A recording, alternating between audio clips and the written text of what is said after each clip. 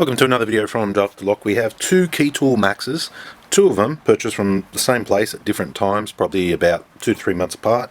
And you're probably saying to me, so what's the difference? Now if you look very closely there, it looks like one is a little bit more orange than the other. They both have their protective screens on them and all the rest, but that's not the reason for this video. The reason for this video is one of them is in stealth mode. So let's have a look here. Let's turn that one on. Let's turn that one on. Let's see what happens.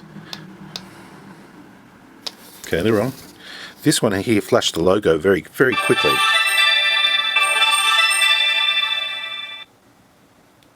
Watching. There is a difference here.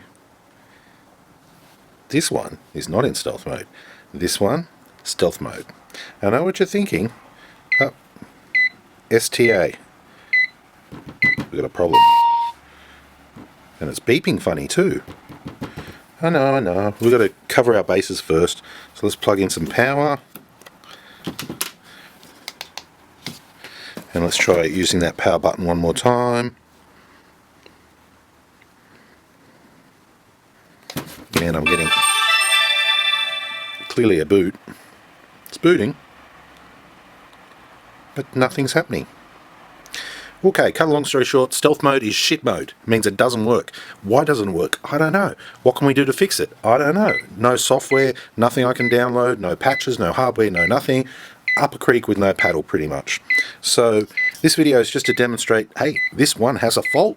As to how you can fix that fault, if anybody knows how to fix that fault, if they want to send me an email for a patch or some software so I can reboot whatever or reflash it, that would be awesome, because I'm probably not the first person this has happened to, and it would be nice to work on how to do it. Now I know a lot of you locksmiths out there actually have these, and if you've had this problem, leave it down in the description on how it gets repaired or what you do from here.